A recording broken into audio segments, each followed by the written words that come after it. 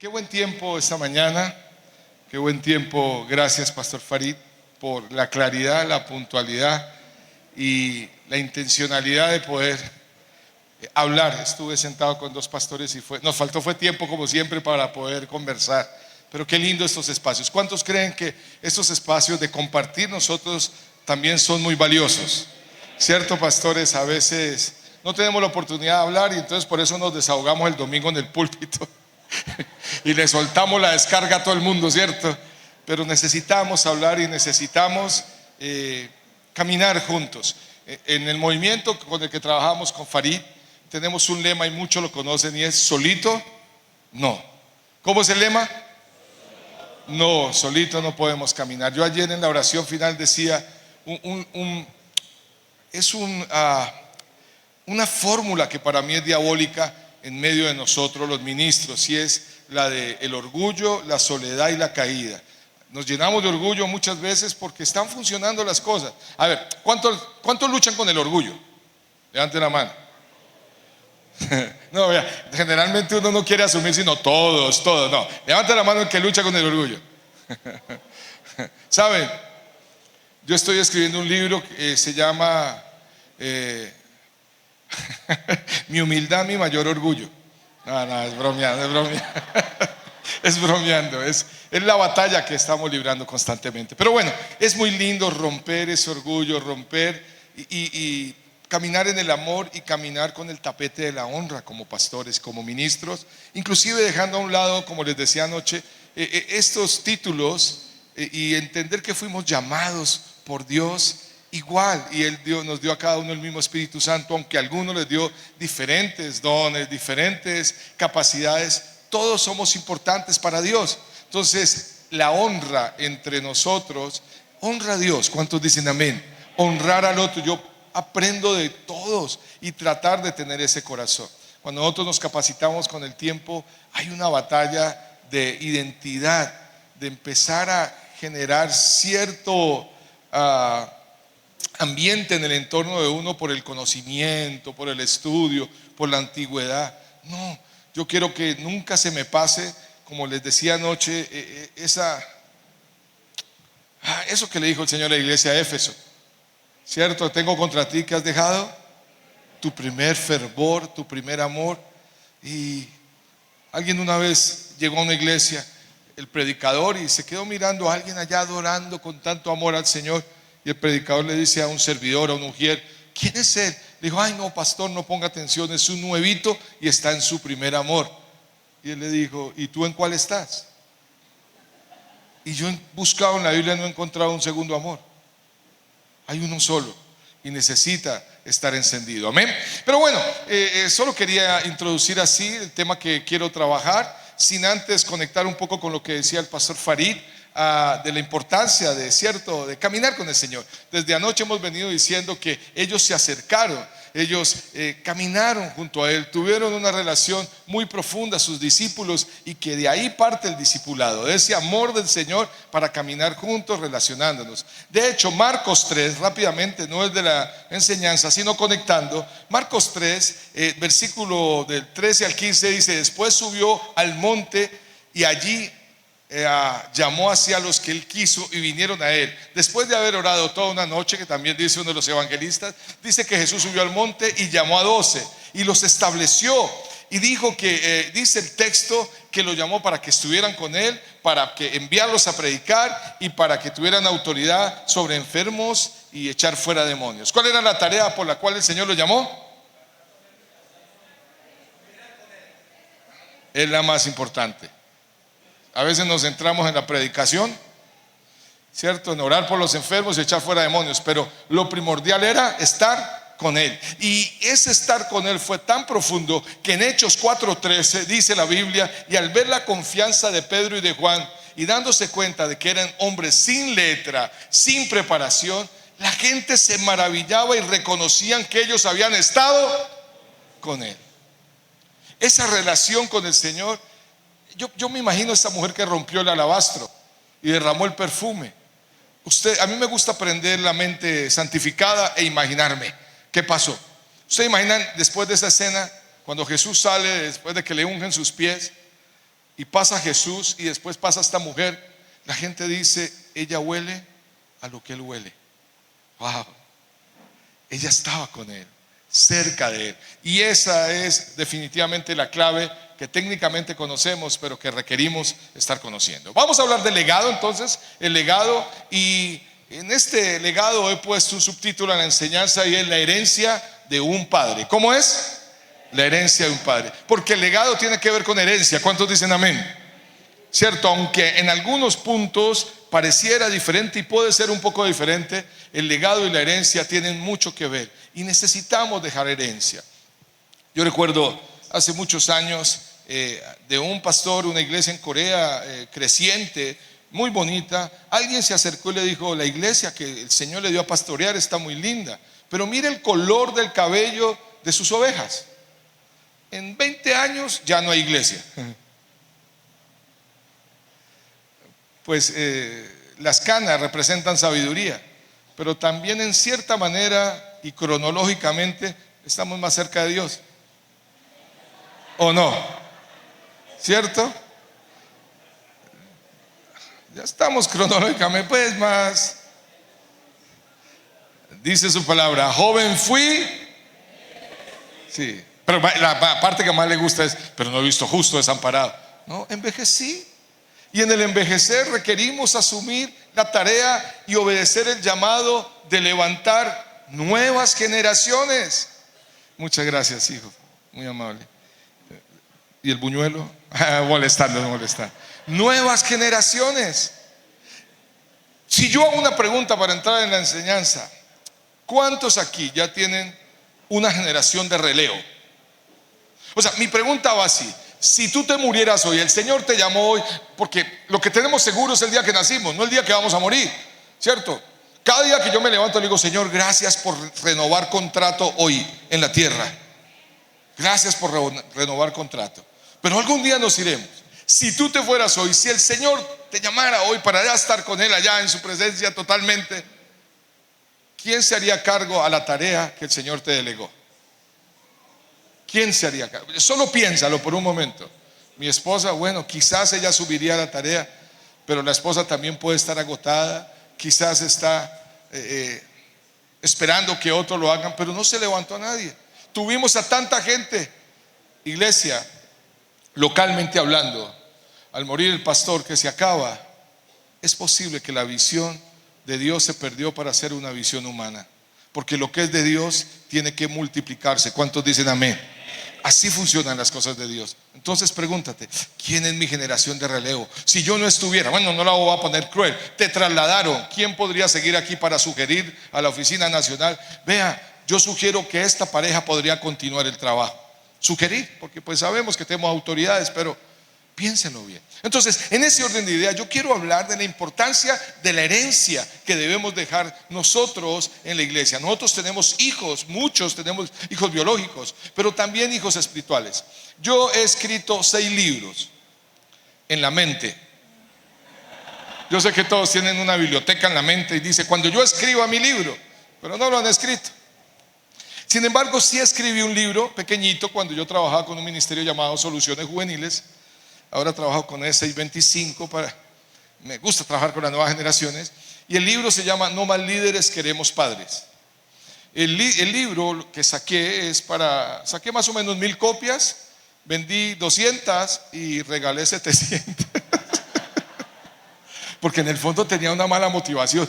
Se los confieso, yo dije, yo saco este libro y pues bueno, uno tiene su sueldito como pastor, pero uno vende los libritos y ahí uno va a tener plática para algunas cositas más y todo. Y ya cuando vendí los 300 para pagar la deuda de la litografía, el Señor me dice, ahora regálelo. Yo, ay Señor, pero la plática ya es para mi reino. Yo, sí. ¿Y el mío qué? Mi reinito. Entonces lo regalé. Pero es un libro que es controversial el título, No más líderes, queremos padres, porque hay una problemática en la iglesia con la palabra padre espiritual. Y sobre todo, vuelvo y les digo, porque la iglesia tradicional borró 4 ministerios, les dije ayer, dejó uno llamado párroco, cura y ahora padre, y muchos cometieron errores. Y creo que el problema de entender la palabra padre como un humano paternalista es lo que nos daña en la iglesia. Pero yo veo a un Pablo que llama a Timoteo mi hijo espiritual. Y él tuvo unas características. Y muchos de ustedes saben que la figura de pastor y de líder es una figura inicialmente casi paternal para la gente. Por eso hay pastores que le dicen a la gente: usted es mi papá. No, mira, uno tiene que decirles: nuestro Padre es el Padre Celestial, pero pues si hago una función de llevar el amor del Padre Celestial, amén. Eso plantea el libro, plantea 7 características del Padre Celestial y que nosotros debemos extender en la congregación. Tener ese corazón, pero llevándolos al Padre Celestial. ¿Cuántos dicen amén? ¿Me estoy haciendo entender con esto? Porque es un problema. Hay padres manipuladores, hay padres abusadores, hay padres que hacen muchísimo daño. Entonces, de hecho, un día se me acerca un niño de 3 añitos o 4 añitos, ya hablaba bien en la iglesia. Al final me dice: hola pastor, hola, yo le puedo decir a partir de hoy papá. Le dije: no me metan problemas. Imagínate, un niño de 4 años diciéndole a uno papá, y tu mamá no, ya viene, y tu papá no, él no está con mi mamá. No, mira, no, tu papá es tu papá y tenemos un Padre Celestial. Sin embargo, tú y yo tenemos que manifestar el corazón del Padre en el proceso de discipulado. O sea, Él es el Padre, no somos nosotros, pero debemos manifestar las características de ese Padre. ¿Estamos listos entonces para hoy mirar esas características levantando nuevas generaciones? ¿Están listos? Entonces vamos a ir rápidamente a un texto que muchos me han escuchado y cada vez le encuentro más, y para mí es uno de los textos bíblicos que me hace más sentido y me da muchísima iluminación, me alumbra muchísimo el entendimiento del evangelio, y es la parábola del hijo pródigo. Y hoy quiero hablarles de algo que quizás lo van a ver de otra manera, aunque sabemos que hay una idea principal, y en esa idea principal vamos a encontrar lo que el Señor está dejando plasmado para levantar una nueva generación y para dejar un legado y una herencia, porque un día nos iremos por algún motivo nos iremos. Yo les voy a decir algo. Anoche hablaba con los pastores que vienen de Estados Unidos, les decía: amados, nosotros deberíamos predicarle a los pastores cómo envejecer con dignidad, cómo aprender a hacernos a un lado cuando se está levantando otra generación y aún gozarnos que ellos crezcan y no sentir que la nueva generación es una competencia. Ojo, Saúl no aprovechó las nuevas generaciones, sino le lanzó lanzas a las nuevas generaciones.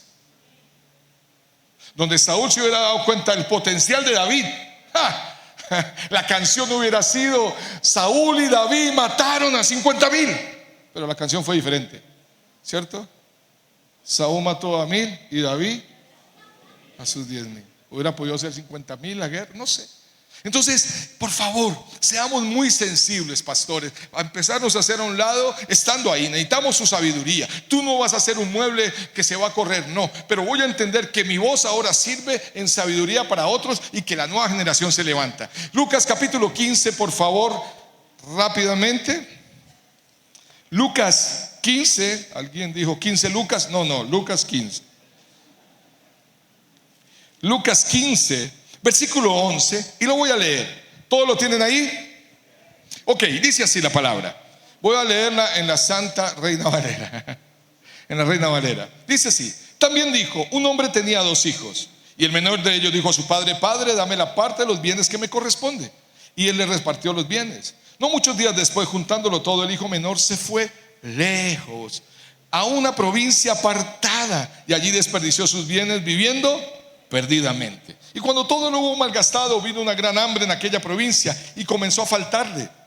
Y fue y se arrimó a uno de los ciudadanos de aquella tierra, el cual le envió a su hacienda para que apacentase cerdos. Y deseaba llenar sus vientres de las algarrobas que comían los cerdos, pero nadie le daba. Volviendo en sí, dijo: ¿cuántos jornaleros en casa de mi padre tienen abundancia de pan? Y aquí yo perezco de hambre. Me levantaré, iré a mi padre y le diré: Padre, he pecado contra el cielo y contra ti. Ya no soy digno de ser llamado tu hijo. Hazme como uno de tus jornaleros. Y levantándose vino a su padre, y cuando aún estaba lejos lo vio su padre, y fue movido a misericordia, y corrió y se echó sobre su cuello y le besó. Y el hijo le dijo: Padre, he pecado contra el cielo y contra ti. Ya no soy digno de ser llamado tu hijo. Pero el padre dijo a sus siervos: sacad el mejor vestido y vestidle, poned un anillo en su mano y calzado en sus pies, y traed el becerro gordo, matémoslo y comamos y hagamos fiesta, porque este mi hijo muerto era y ha revivido, se había perdido y es hallado. Y comenzaron a regocijarse. Y su hijo mayor estaba en el campo, y cuando vino, llegó cerca de la casa y oyó la música y las danzas, y llamando a uno de los criados, preguntó qué era aquello.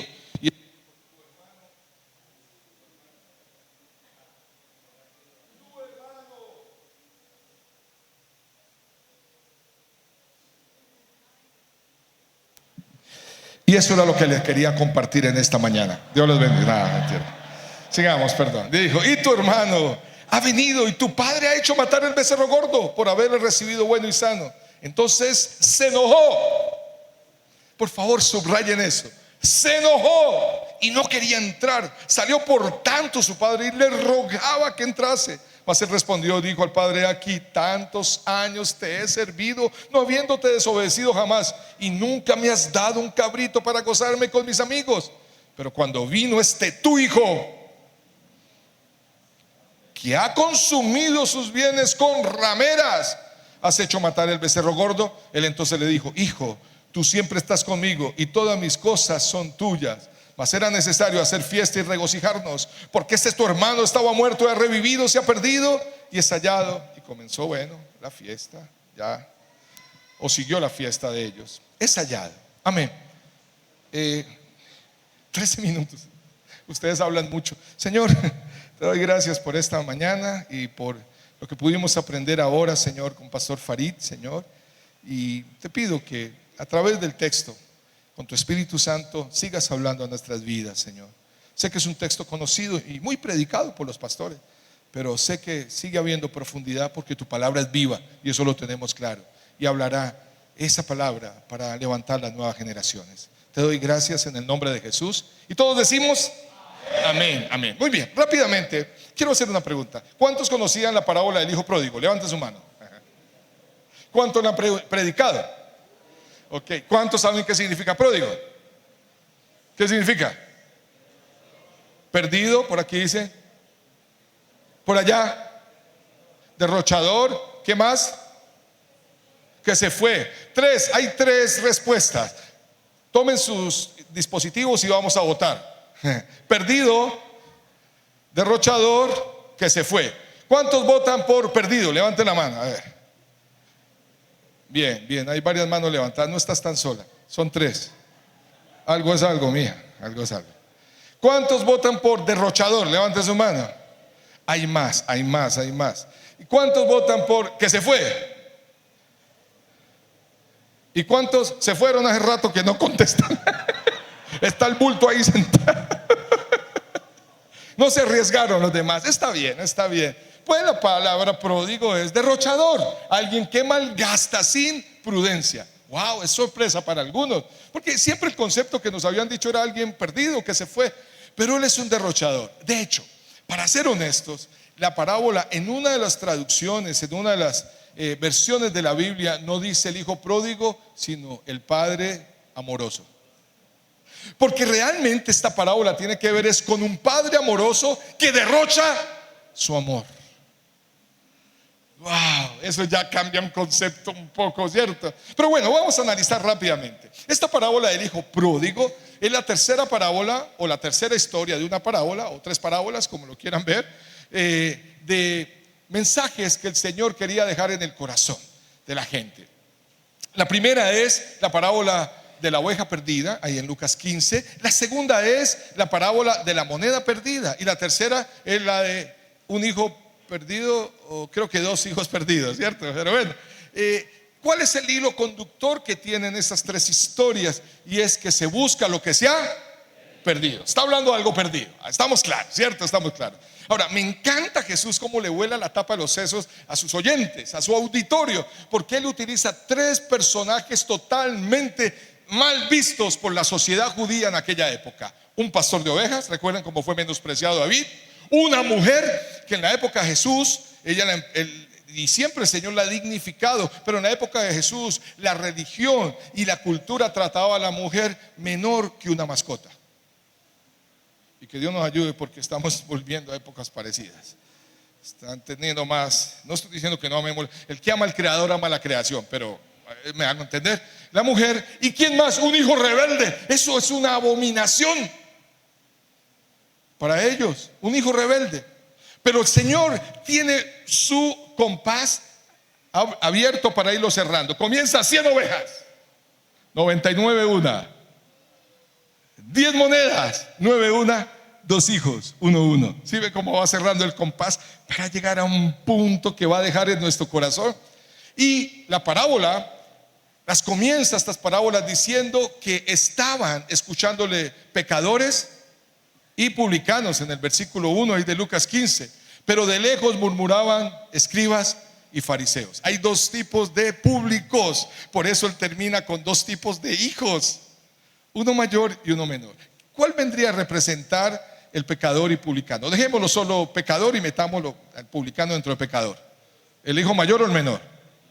El menor, ¿cierto? Y los maestros de la ley, ¿qué representaban? El mayor, el hijo mayor, ¿cierto? Entonces ya tenemos claro. Entonces comienza la historia y dice que un padre, ¿cierto?, estando con sus hijos, se le acercó a su hijo menor y le pidió la herencia. Amados, la herencia en los tiempos bíblicos era un concepto integral que abarcaba bienes materiales, bendición espiritual, tradición cultural.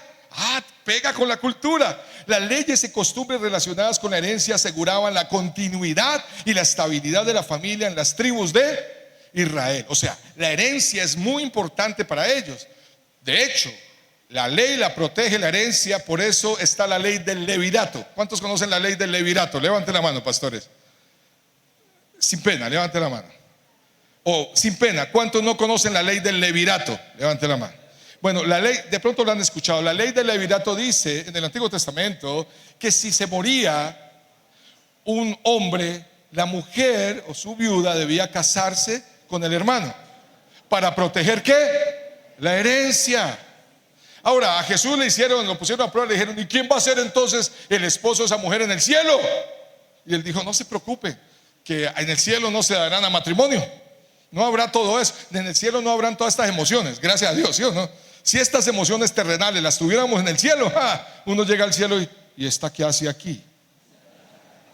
Y ese fue que pagó, no sé, algo diríamos, ¿no? Pero entonces Jesús dice: eso no es lo importante. Pero la herencia era protegida. Además reflejaba la fidelidad de Dios y sus promesas en medio de una familia que prosperaba y permanecía fiel. La herencia es importante, y en ese orden de ideas y en cualquier contexto, pedir la herencia a un papá vivo es ofensivo.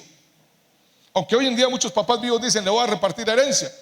Mi papá un día me dijo: hijo, yo vi una familia que estaba peleando y estaban los dos hermanos peleando por la herencia. El papá había muerto y se golpearon. Hermanos se pelean, se dejan de hablar por la herencia. Y viendo ese espectáculo, mi papá me dijo: por eso, mi hijo, la mejor herencia que yo le puedo dejar es el conocimiento de Dios. Materialmente no le voy a dejar nada. Yo: bueno, papá, amén. Un carrito, cualquier cosa, pues, me dijo: no. Yo: bueno, papá, está bien. Bueno, sí, fue la mejor herencia que él me dejó, el conocimiento de nuestro Señor. ¿Para qué es la mejor herencia? Pero la herencia es importante. Se le pide al papá la herencia. ¿Quién la pidió, el mayor o el menor? El menor, ¿cierto? El menor. ¿Y el papá se la dio al mayor o al menor? Al mayor, levante la mano. Otra vez votaciones. Mayor. Levante la mano, menor. Levante la mano al menor. Muy bien. ¿Y cuántos dicen? Los dos. Versículo 12 dice: y les repartió. Hay que leer. Hay que leer. Hay que leer. Les voy a hacer una pregunta. ¿Cuántas veces cantó el gallo cuando Pedro negó al Señor? ¿Cuántas? ¿3 o 2? ¿2 o 3? ¡Una! Claro. Él dijo: antes de que el gallo cante 2, ¿tú me negarás? Y si es antes de que cante 2, ¿cuánto es? ¿Y cuántas veces lo negó él? Hay que leer. Pero bueno, sí. Entonces, antes de que cante 2, Y en otros evangelistas sí dice, me negarás antes de que el gallo cante, me negarás 3 veces, no dice. Pero solo un evangelista dice, antes de que cante 2 veces, pero no tiene esto aquí trascendencia, ¿sí? Simplemente es animarlos a leer un poquito más profundamente. Entonces el papá le reparte los bienes, le da los bienes a cada uno. Ojo, es posible por ley judía que al mayor se le entrega más porción. Normalmente al mayor se le entrega más porción porque es primogénito y porque el primogénito no solo tiene beneficios sino responsabilidades. Y una de las responsabilidades de un primogénito era asumir la tarea de sus hermanos si el papá llegaba a faltar. Entonces tenía una buena porción, por ser primogénito bendición y por ser primogénito responsabilidad. ¿Cuántos les gusta que hablemos de bendiciones pero también de responsabilidades? Eso es lo que hay que hablarle a las nuevas generaciones. Se pelean por derechos, pero las responsabilidades hay que tenerlas. Pero en fin, entonces el chico menor toma su parte y se fue a un lugar ¿qué? Lejano. Y ahí empieza a haber un problema delicadísimo. ¿Cuál es? Que el problema del hombre lo descubrí en ese texto. El problema del hombre no es el pecado. El pecado tiene solución. ¿Y cuál es? El arrepentimiento. Cuando estuve en San Cristóbal y también en Montenegro, les dejé una frase que me impactó en Facebook. Yo soy generación Facebook, soy cucho. Bueno, tengo Instagram también, pero leí una frase, porque es muy polémico el Facebook, pero una frase que me llamó la atención. Y decía así: hoy en día los cristianos al pecado le llaman demonio, por eso quieren ministración y no arrepentimiento. Wow, qué frase. ¿Lo repito? Hoy en día los cristianos al pecado le llaman demonio, por eso quieren ministración y no arrepentimiento. Pastor, sáqueme el demonio de la mentira. ¿Tú sabes que es pecado? Sí, arrepiéntete. Amén. ¿Hay demonios? Claro, también hay influencia y eso no lo vamos a hablar. No los voy a meter aquí en temas teológicos, pero lo que sí quiero decir es que el error y la lucha del ser humano no es el pecado, porque el Señor nos dio una vía de reconciliación y se llama el arrepentimiento en Cristo Jesús. La problemática del ser humano es la distancia que ha tomado de Dios. Él se fue a un lugar lejano. La distancia. Pastor, pero somos pastores y líderes. Muchos están acá que es posible que están lejos del Señor. Él no de ustedes, Él no de nosotros, pero nosotros de Él. Porque nuestra relación se basa más en lo que hacemos para el Señor que en lo que somos. De hecho, a mí me impacta en esta parábola que este hijo, sabiendo que era hijo, le exigió a su papá: dame. Le exigió los beneficios: dame. Pero después del proceso de quebranto, dice: iré a donde mi papá para que me haga. Hazme como uno de tus jornaleros. Hazme.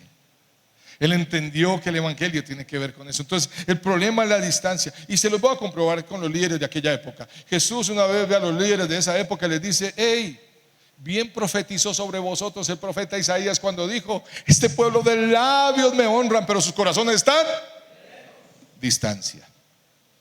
Distancia. Isaías dice: vengan, acérquese, pongámonos a cuenta. Si sus pecados son tan rojos, yo los volveré blancos. Si son rojos como la sangre, los volveré blancos como la lana. Si son rojos como el carmesí, los volveré blancos como la blanca nieve.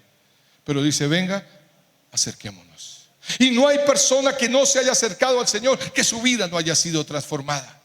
Es un tema de cercanía. Pero quiero continuar y no quedarme ahí. El chico se fue, volvió a donde su papá, y empieza ahí esa primera parte que yo veo hermosa de un padre esperando a su hijo. Un padre esperando, como aquel pastor y líder que está levantando una nueva generación que los espera con amor, que los instruye, que saben que van a fallar. Queridos pastores, rápidamente, los 45 segundos que me quedan. Cuando yo llegué al camino del Señor, o bueno, cuando Él me salvó, cuando Él se atravesó en mi camino, cuando Él respondió. Hay gente que me dice: ¿usted por qué cree en Jesús? Si hay tantos dioses. Le dije: porque fue el único que respondió. Como digo el ciego: yo era ciego y ahora veo. ¿Cómo no voy a amarlo y servirle? Fue el único que respondió de toda la cantidad de deidades que yo le clamé en aquella época. Yo comencé en el camino de las drogas a los 11 años. Un pereirano me presentó el bazuco, estaba de moda en esa época, y estaba saliendo, y un cartagenero la cocaína. Y mi vida se sumerge en las drogas. Si no, no les voy a contar todo mi testimonio. Fueron 11 años de mucha tristeza. Casi 12 años yo conocí, el Señor salvó mi vida a los 23 años. Pero a los 17 años fui papá. Me fui a vivir con mi novia. A los 19 nació mi segunda hija con esta mujer. Y a los 21 años nació mi tercer hijo. Cuando nació mi tercer hijo, ella se fue. Porque yo era drogadicto, alcohólico, violento, mentiroso. No aguantan nada estas mujeres, ¿no? Sensibles, ¿no? Sismáticas. No, pues obvio. Y 2 años después de estar sumergido en la perdición, intentando quitarme la vida muchas veces, intentando solucionar las cosas a mi manera, burlándome del evangelio y de la iglesia, el Señor llega a mi vida y cambia mi vida. Entonces rápidamente llego yo a una iglesia local, pero hace 32 años era un problema teológico más delicado aceptar un joven de 23 años con 3 hijos. Tú tienes derecho de orar, de ayunar y de venir a la reunión de jóvenes, pero tú no tienes derecho de rehacer tu vida, porque la mamá de los niños, pero ella se fue hace 2 años y ya tiene otra pareja, ¿no? Finalmente, 2 años después de yo estar intentando, ella me llama, me dice: me voy para España y le voy a dejar los 2 niños mayores. Y me quedé con 25 años, mis 2 hijos mayores. Entonces me tocó aprender a cocinar para llevar a mis hijos al colegio, todo. Y ella se fue a España y se casó, pero seguía siendo un problema teológico. ¿Cómo vamos a hacer con nuestras nuevas generaciones que están llegando con problemas y luchas? Si viene muy enredado este muchacho, ¿por qué no, papito, por qué no se congrega en otro lugar? Vea, y estas asambleas, vaya que allá son más lindas. Sí. O ¿por qué no vaya a comunidad de fe? Allá como que llega todo el mundo, vaya para allá, tranquilo. Nosotros queremos una iglesia santa. Espere. Estas nuevas generaciones necesitan ser amadas y abrazadas y conocer el amor del Padre. Tú ámalos, el Señor los ajustará. No nos las vengamos a picar de mucho. Aquí muchos somos restaurados por Dios. Es más, creo que todos llegamos rotos. Eso de que él viene de una familia disfuncional, pues quiero decirte que venimos de una Adán y Eva disfuncionales. Nuestra primera familia disfuncionó, todos somos disfuncionales. Entonces empieza como el amor del padre ve a su hijo. Él no está con la chancla esperando que este hijo llegue. Como mamá colombiana, y con todo respeto a la mamá, ¿cierto? La chancla. Mi mamá, yo me acuerdo que se paraba en la puerta con la chancla y decía: entre. Venga que no es para eso, venga. Y mi mamá tenía una maña, ella daba chancletazo por palabra. Y le gusta la consejería.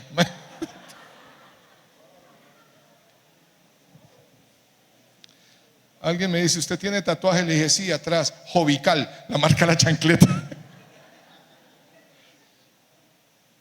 Su padre ve a este joven que comete todos los errores y lo está esperando con amor. El amor que cubre multitud de faltas. El amor donde un hijo viene tan dañado que quería comer de las algarrobas de los cerdos y nadie le daba, con hambre. Y con su plan de restitución, porque ellos sabían que era restituir, él dijo: mi restitución va a ser que me trate como un jornalero, ni siquiera como un esclavo, porque el esclavo vive en casa, el jornalero va y trabaja un día y se va. Si me trata así, me voy a sentir bien. Y el amor del padre, cuando el padre lo ve de lejos, dice el texto que sale corriendo porque fue movido a misericordia, y corre y lo abraza y lo besa y le dice: Padre, he pecado contra el cielo y contra ti, ya no merezco. Era un tema de merecimiento. Así andamos los creyentes hoy en día: yo no merezco, o yo lo merezco. No merezco ser llamado tu hijo. Y ya no alcanzó a decir: trátame como uno de tus jornaleros, porque su papá dijo: traigan el mejor vestido y vestirle, pónganle sandalia a sus pies y pónganle el anillo, porque él es limpio, porque él es libre. Los esclavos caminaban descalzos y él sigue siendo de la familia. Y maten el becerro gordo. Y eso es poderoso, porque en aquella época comer carne de res era muy costoso. Ellos comían pato, comían cordero, comían, si se mataba una res o un buey, era porque era una gran fiesta por lo costoso. Era muy costosa la carne de res, como hoy.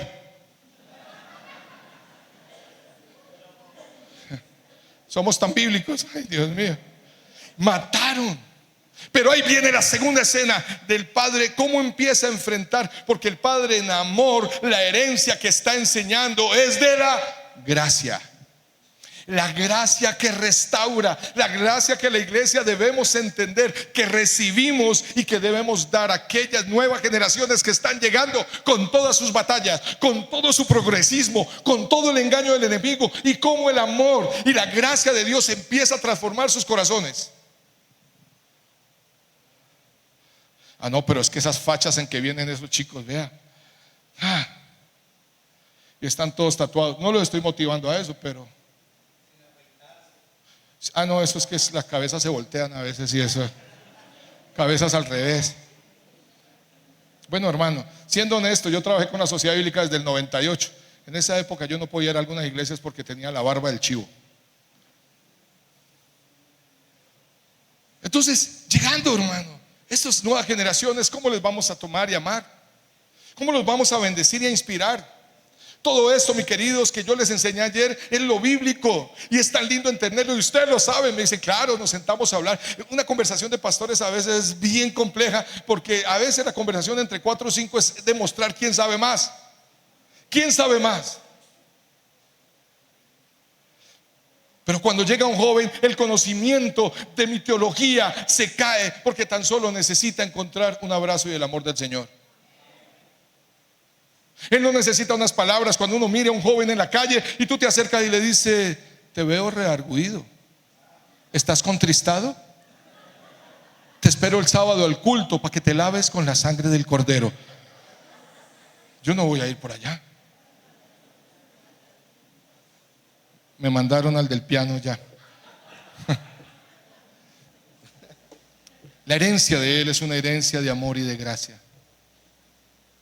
Pero algo que que este hombre en la historia que cuenta Jesús hace, es cuando el problema de su hijo mayor llega. Llega su hijo mayor y se enoja y dice: ¿qué es lo que suena? Le dicen: tu hermano ha regresado y tu papá mandó a matar el becerro gordo. Y él se enojó. Veo ahí a 2 que fueron perjudicados, parece, por el regreso de este hermano menor. El hermano mayor que se enoja y el becerro gordo que lo mata. Pues no tenía la culpa, pero... Y entonces este padre de amor y de gracia con su hijo joven sale a rogarle a su hijo mayor que entre. El corazón de reconciliación que necesitamos tener en la iglesia.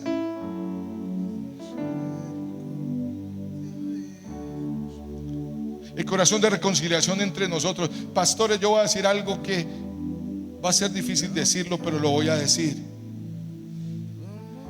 Entre nosotros hay barreras, baches, diferencias, pero ya hay ofensas. Y sin embargo tratamos de hablar del perdón y la reconciliación en el púlpito. Eso no hace sentido. Eso no es coherente. La nueva generación requiere coherencia. La nueva generación necesita realidad. La nueva generación requiere genuinidad.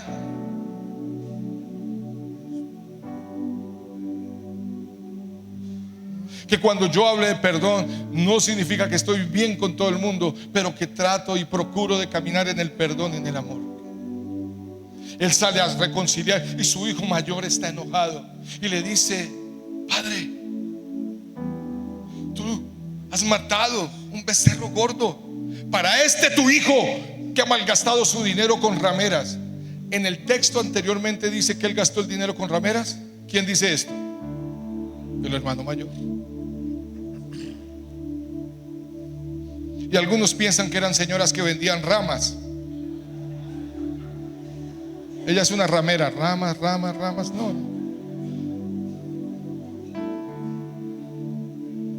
Él exageró su pecado, seguramente. Porque qué tan bueno es exagerar el pecado del otro para yo quedar mejor. ¿Cómo puedo distraer mis falencias de carácter mostrando las de otros? Pero este padre sale y le dice, él le dice, tu hijo ha regresado. Y él le dice, tu hermano, entra, hijo. Pero es que tú no me has matado ni siquiera un chivito ni una gallina. Y él le dice, hijo, todo lo que tengo es tuyo. Y de ahí nace una canción. No, mentira. Todo lo que tengo es tuyo.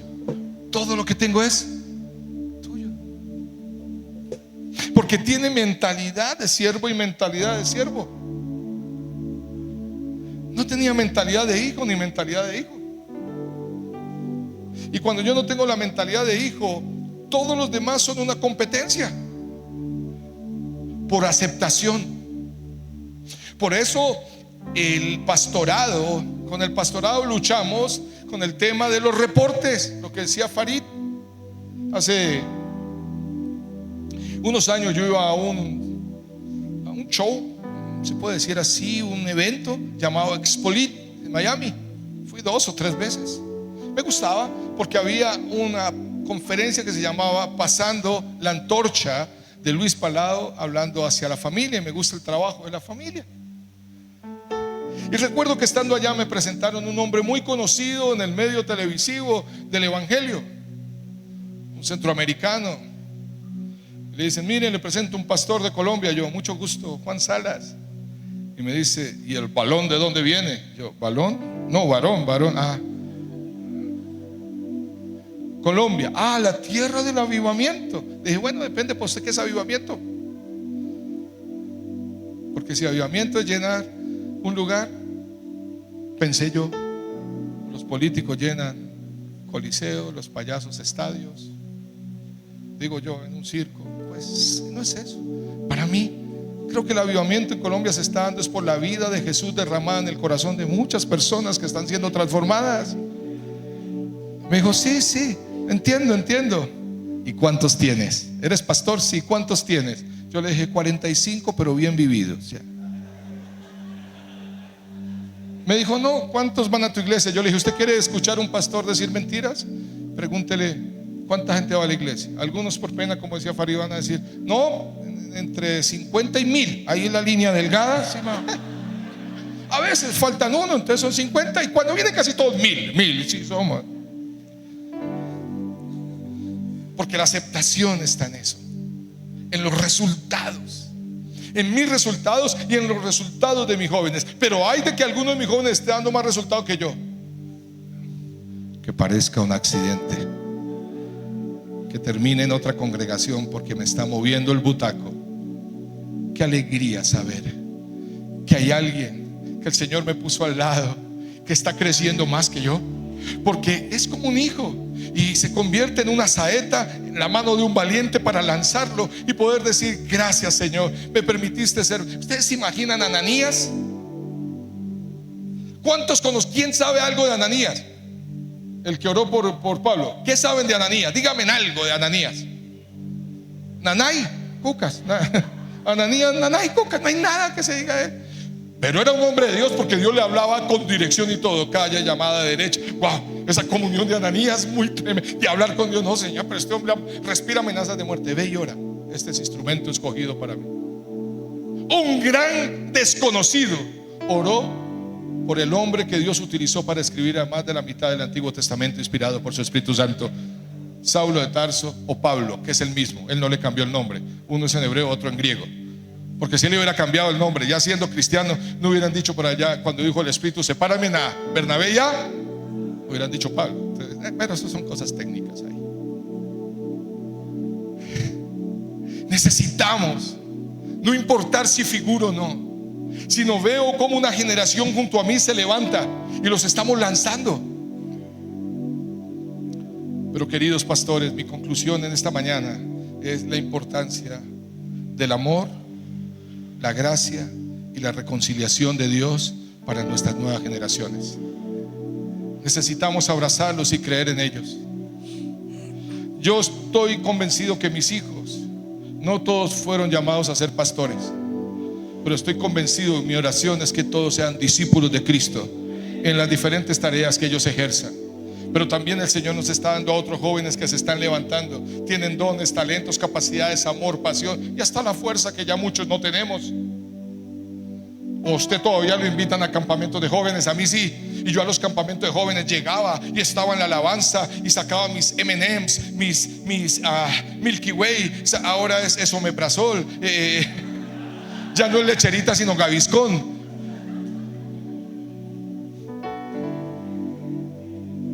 No te creas, nos vamos envejeciendo. Pero me goza con mi esposa sentarnos a ver cómo se levanta una nueva generación, cómo una generación se está convirtiendo en voz del Señor. Pero porque el Señor, no lo he hecho perfecto, no he golpeado, los he manipulado en alguna época de mi vida, hasta que comprendí que no se tiene autoridad sobre lo que no se ama. Entonces oremos por nuestras nuevas generaciones, que el ambiente discipulado con nuestras nuevas generaciones, nuestros jóvenes. Qué maravilla ver a estos jóvenes. Esta voz, hijo, hey, qué bendición. Yo quisiera, tiene como 3 voces este man. ¿Cómo puede subir, bajar? Qué bendición. Yo los vi también a ellos con los jóvenes y bendijeron mi vida. Poderle decir a los jóvenes, ánimo, ustedes son una generación de relevo y tienen el mismo Espíritu Santo, y gracias por estar acá. ¿Cuántos quieren orar? Recuerde 3 cosas: el amor, la gracia y la reconciliación. Vamos a reconciliarlos. Ellos necesitan una familia. ¿Por qué no nos ponemos en pie, por favor?